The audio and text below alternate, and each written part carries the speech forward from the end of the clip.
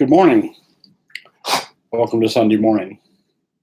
And good day to wherever you are. I've become aware that there's some people tuning in on YouTube from various places.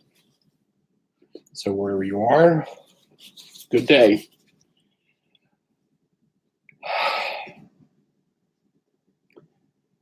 Today I thought I would talk about 5 hindrances, and that being doubt and self-doubt. I was talking to one of my mentors and advisors in doing these teachings about my own doubts, because we all struggle with that. And he said, well, why don't you just do a talk on doubt and talk about that? I said, well, that sounds like a really good idea, because I think it's something that we all struggle with. So we're going to talk about that. First, we're going to meditate. But I thought I stumbled upon what I think is a really cool poem by Neruda, Pablo Neruda, one of my faves, that I thought would make a really great introduction to a meditation. So I'm going to offer this poem, and then we will begin the guided meditation. So this is Pablo Neruda. Keeping quiet. Now we will count to 12, and we will all keep still. For once on the face of the earth, let's not speak in any language. Let's stop for 1 second and not move our arms so much. It would be an exotic moment without rush, without engines. We would all be together in a sudden strangeness. Fishermen in the cold sea would not harm whales, and the man gathering salt would look at his hurt hands. Those who prepare green wars, wars with gas, wars with fire, victories with no survivors, would put on clean clothes and walk about with their brothers in the shade, doing nothing. What I want should not be confused with total inactivity. Life is what it is about. I want no truck with death. If we were not so single-minded about keeping our lives moving, and for once could do nothing, perhaps a huge silence might interrupt this sadness of never understanding ourselves and of threatening ourselves with death. Perhaps the earth can teach us, as when everything seems dead and later proves to be alive. And now I will count to 12, and you keep quiet, and I will go. So I invite you to relax into a meditation posture where you are relaxed but alert.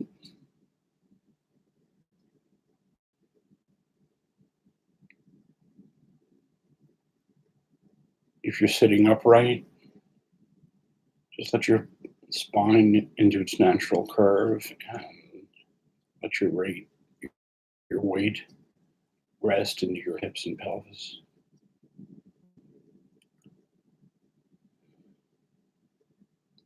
And gently close your eyes.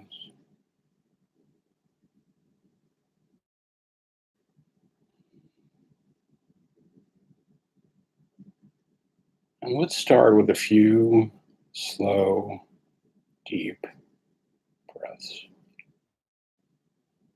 About 3/4.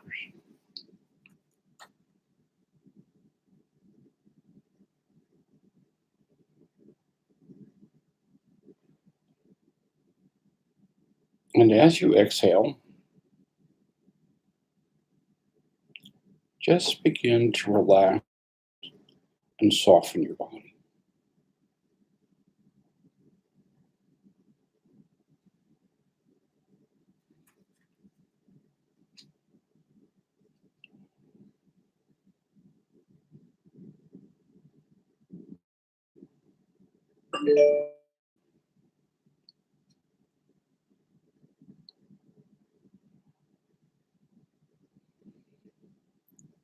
Relaxing the muscles in your face as you breathe out, letting your eyes just rest in their sockets.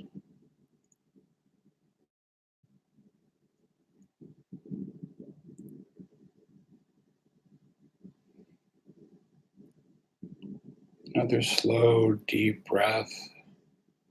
And as you exhale, just unfurrow your brow. Let your shoulders drop if you're holding them tightly.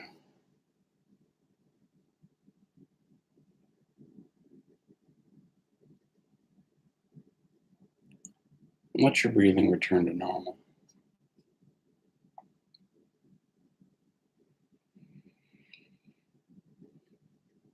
I'm inviting you to become aware of your body sitting in the space around you,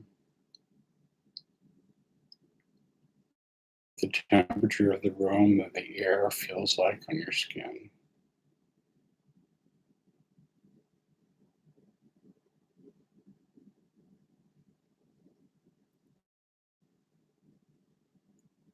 Being aware of gravity just holding you in place as your body settles.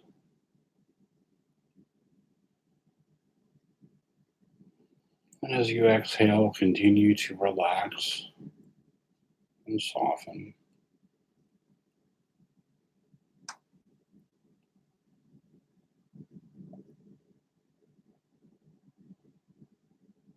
Softening your belly. We often hold in our belly. Here we get to be released from that and just let it hang. Let your body just sort of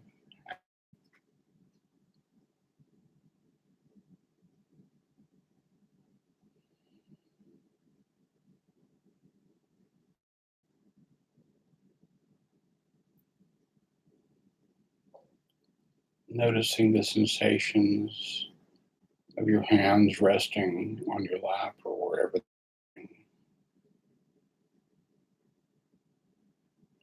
The sensation of your bottom on the cushion or in the chair.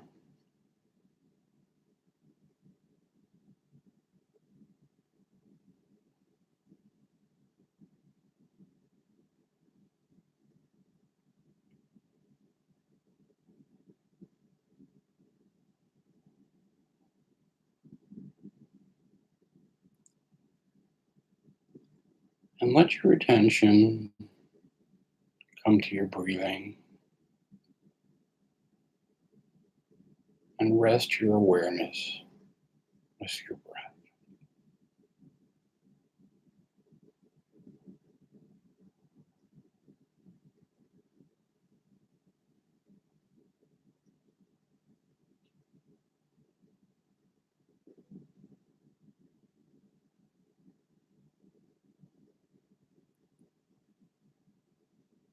If you can, notice the sensations. And notice the sensations of breathing in. For some people, it helps to focus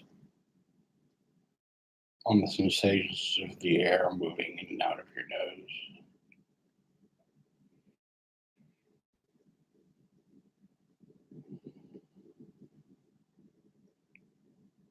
For some people, it helps to focus on the sensation of the chest or the belly moving up and down.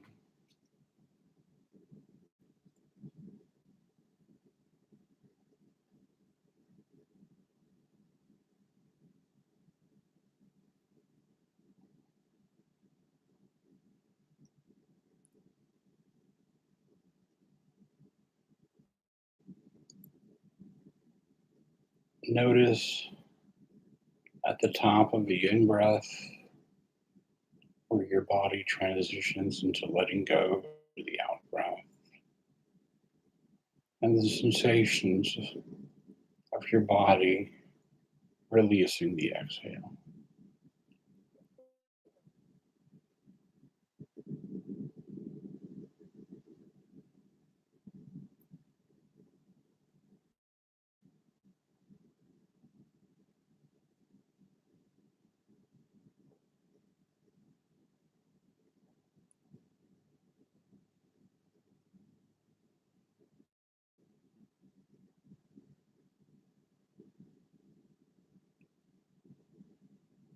And notice the sensation of the exhale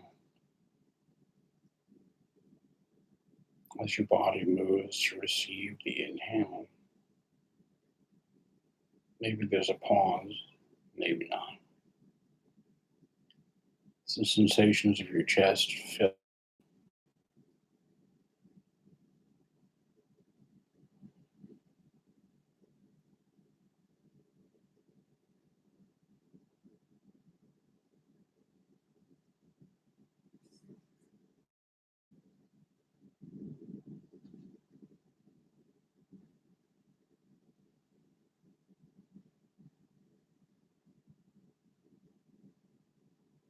And just focus and rest your awareness on continued awareness of your body breathing.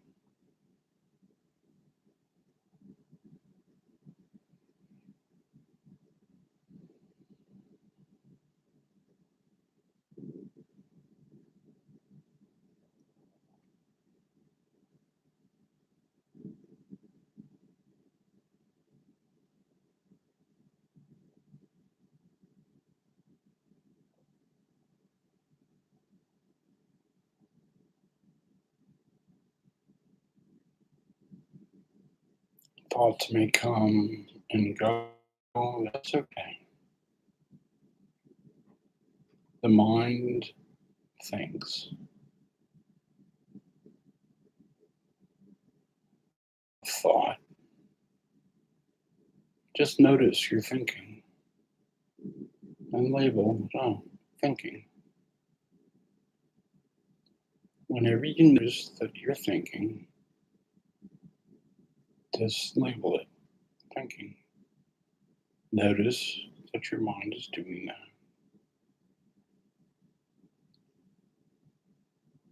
and return your awareness to focus on your breathing.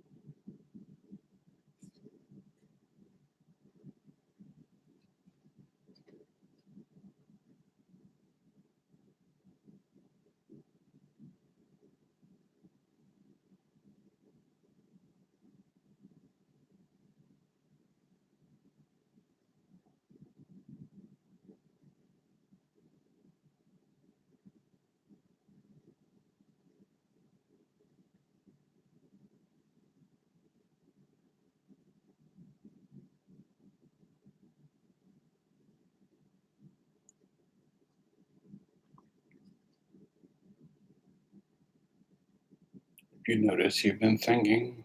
That's okay.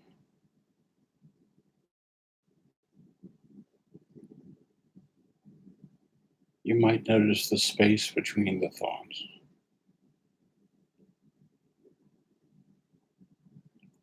Without getting wrapped up in the content, you might notice that the content of your thoughts is very fluid. It just changes.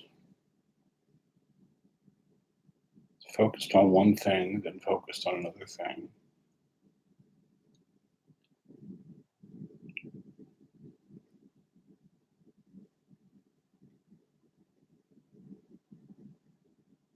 And I invite you to notice who's noticing all of this, who's watching as you return to your breathing. And notice who or what is focusing on your breathing and who or what is noticing the process.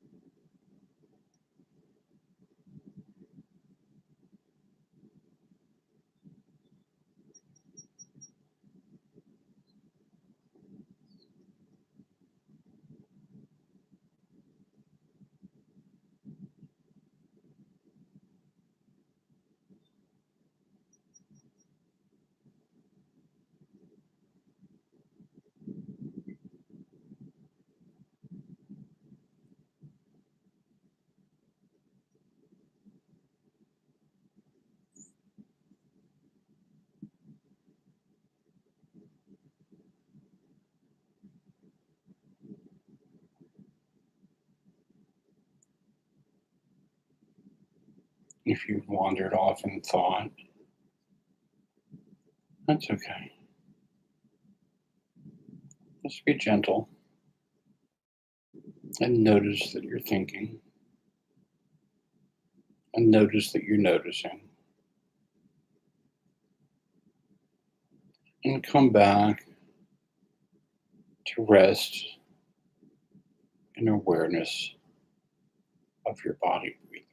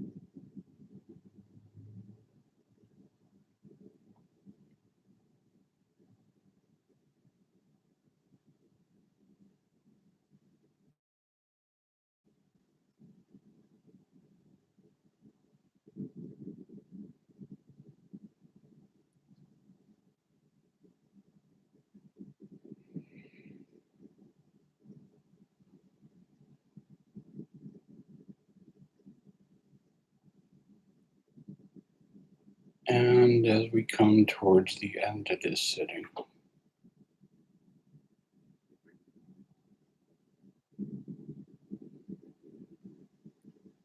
I invite you to notice how your body, heart, how your mind is feeling right now.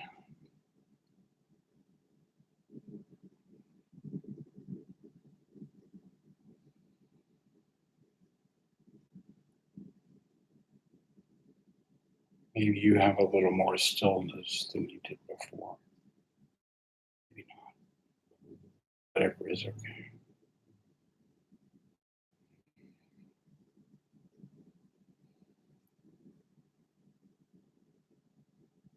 I invite you to let the experience of this meditation open your heart and open your mind to be more receptive and compassionate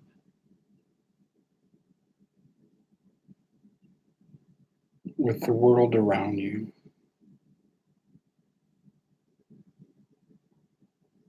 especially in those situations where you might feel triggered or agitated in any moment.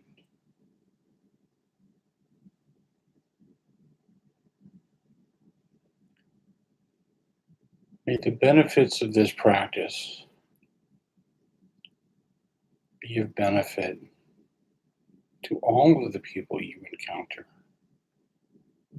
to all of the beings you encounter, including your dog or your cat, the bird on your lawn.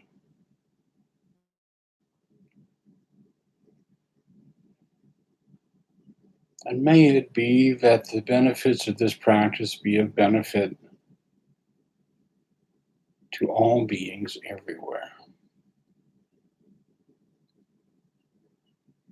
May all beings be happy. May all beings be well. May all beings be safe. May all beings be at ease and at peace.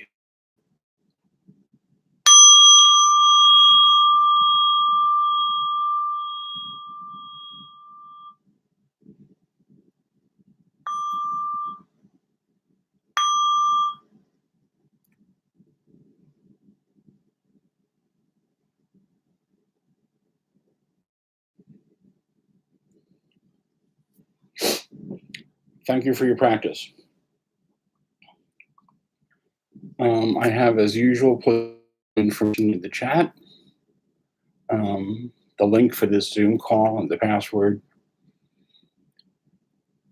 The link for the website for the Indiana Insight Meditation Group. The link for the YouTube channel. All these talks and sittings are archived, and you can review them at any time if you want. And the link for donation, if you feel so moved. All of this is completely freely offered and given. But if you feel so moved, you can. It came to my attention that this past week, somebody clicked on one of the links and immediately terminated the Zoom call for them and took them to whatever webpage, and they couldn't get back. And I don't know what that's about. But I sent an email to Zoom tech support to see if I can solve that and keep it from happening again. So I thought I would start by telling you a little story about Ken the journalist.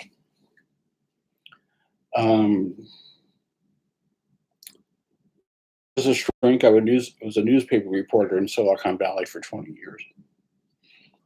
And I always believed that I was on the verge of getting canned. Just always felt that way.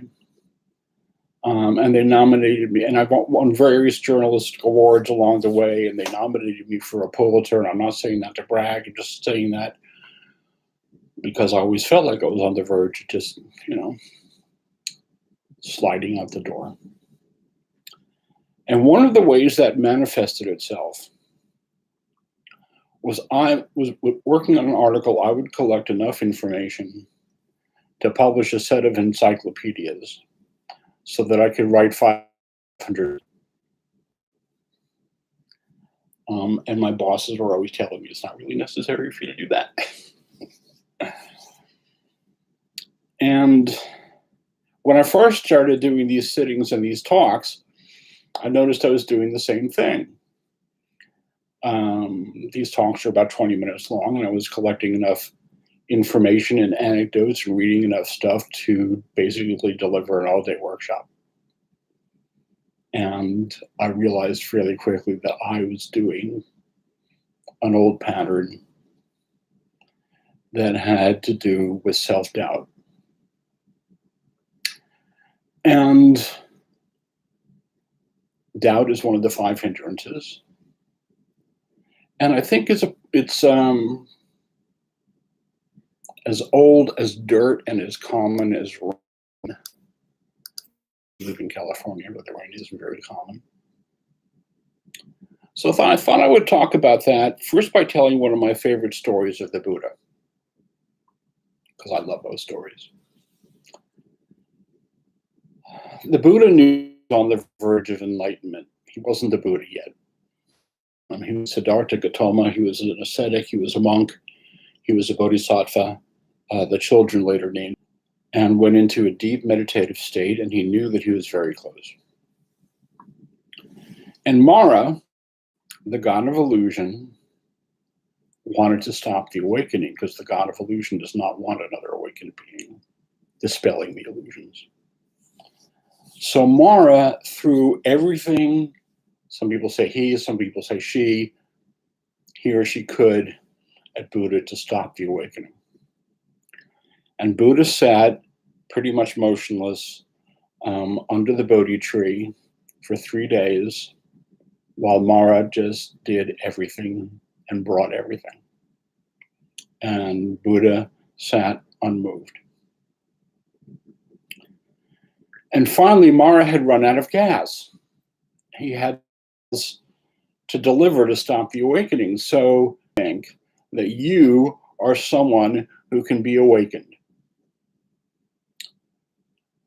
And Buddha reached down. There's these images of Buddha touching the ground with his hand.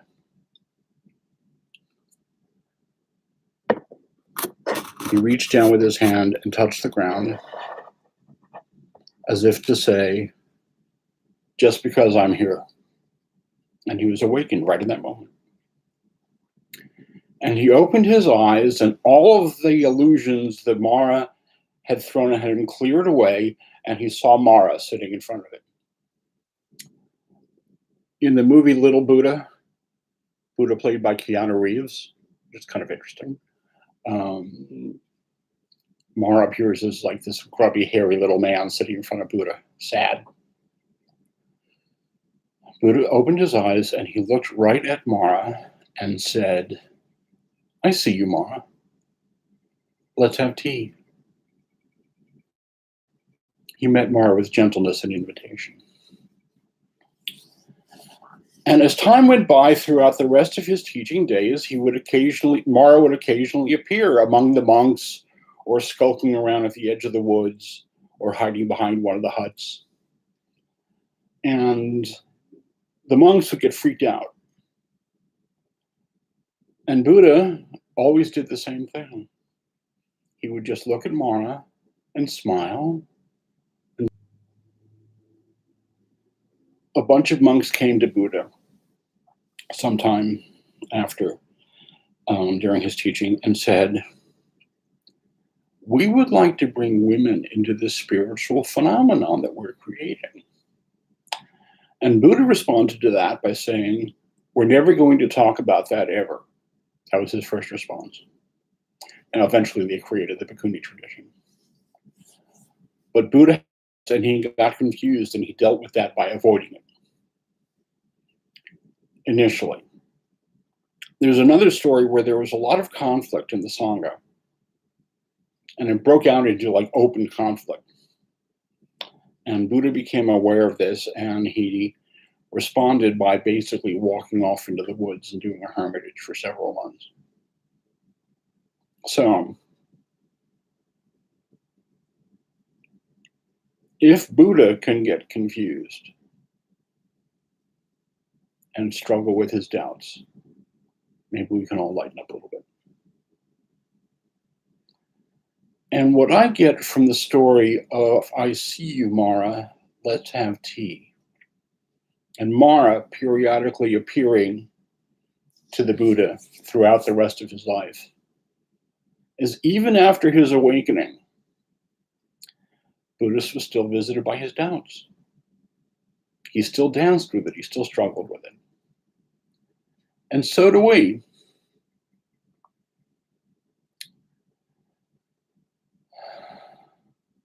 And rather than being caught up and swept away, he simply smiled and did the best he could to make friends with a part of himself that was difficult. And in doing so, called on all of us to do the same thing. So flash forward 2,500 years later, and I had an opportunity to meet with a senior Buddhist teacher. I'm a total groupie for these people.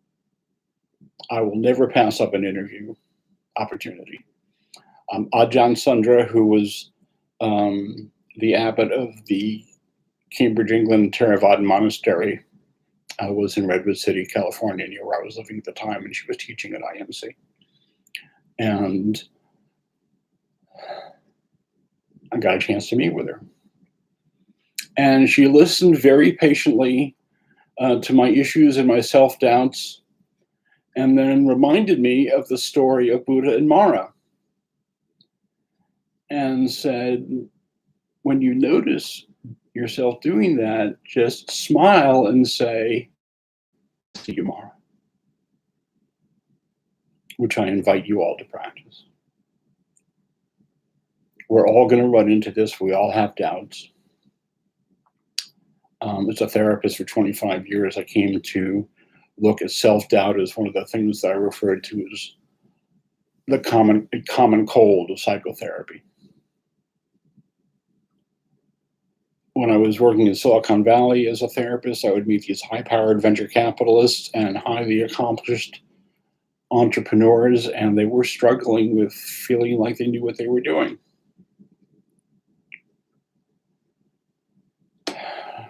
People struggle to believe in themselves, to see themselves as loving or smart.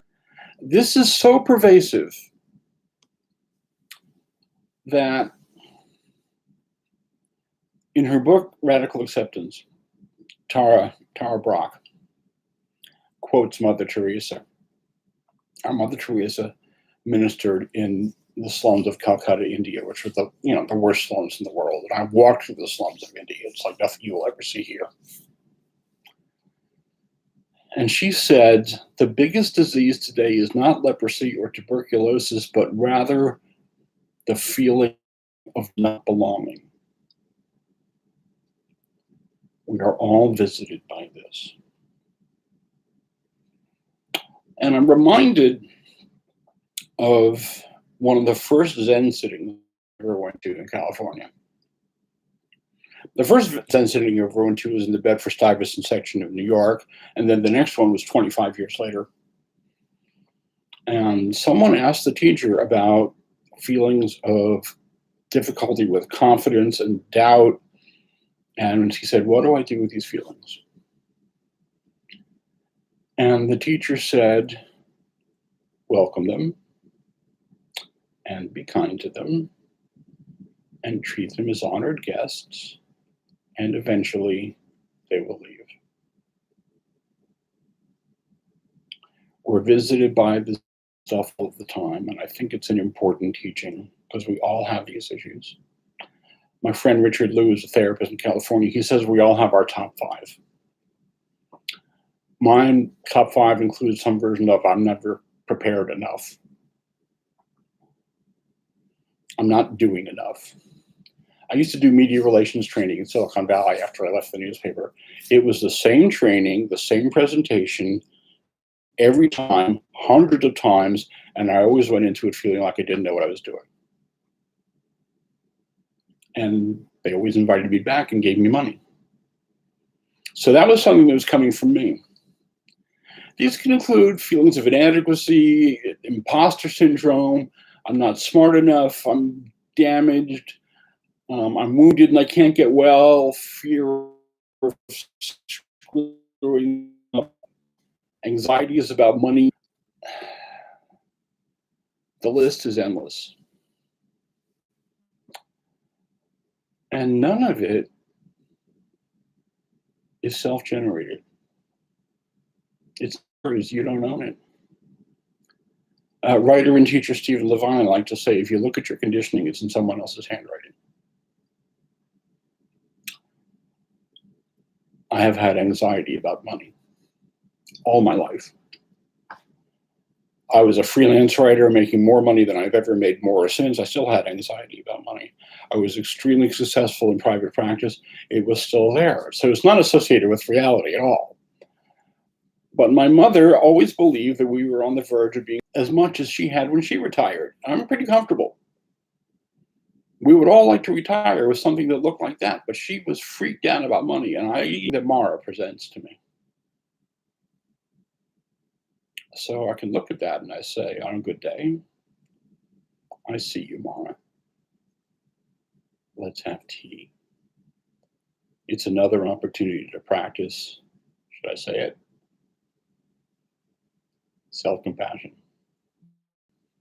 Not done one of these talks yet where I haven't come back to self-compassion. The depression, it's how she learned to be. Children who grow up with constant criticism become adults who have trouble believing them. Adult abuse are moments where you don't feel like you know what you're doing. I'm not reaching these people. I think we all have that. When we're doing whatever we're doing and we're thinking this is not happening. That's okay, because we don't really know. So we can choose the messages that we deliver to ourselves to deal with our self-doubts. It's a really, really good opportunity for meta practice, meta directed towards you. May I be happy, may I be well, may I be safe,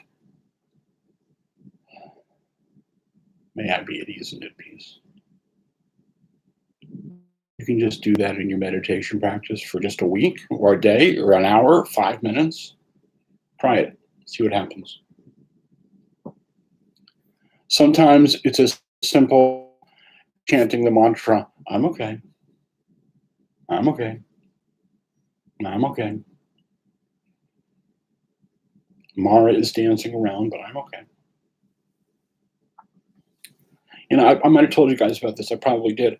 I was at a meditation retreat at Cloud Mountain, 90 miles north of Portland in the middle of nowhere.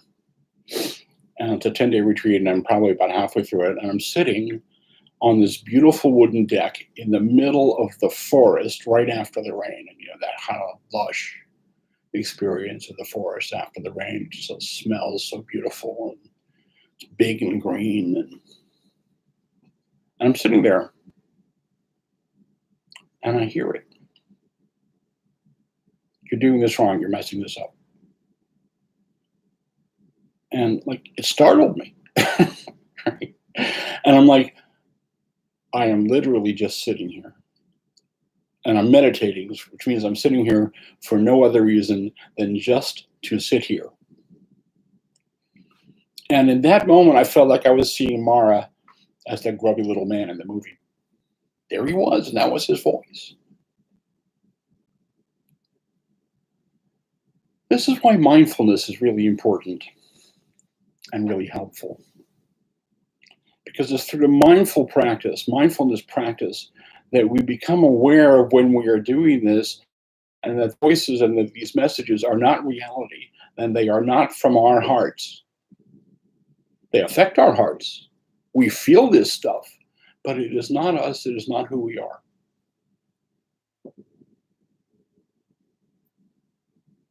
It's an important practice to be able to notice, oh, I'm feeling inadequate.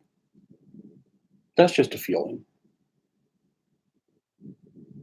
I'm going to come into the Dharma talk today completely unprepared. I've had that one go on several times over the last few months that I've been doing this. And it turns out fine every time. It's just something I do to myself. I did hundreds of those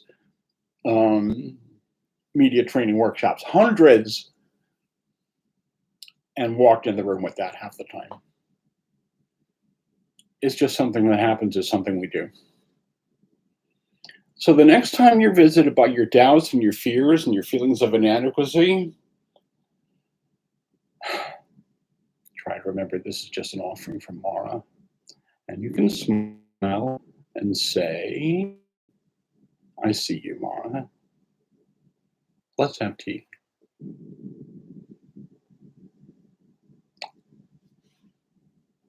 Thank you.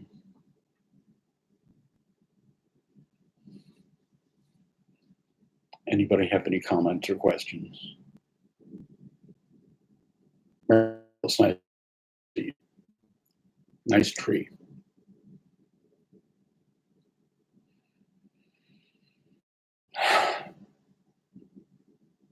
All right then.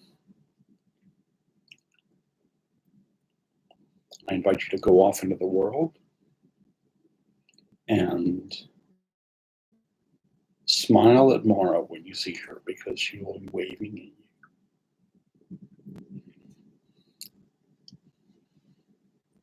Thank you.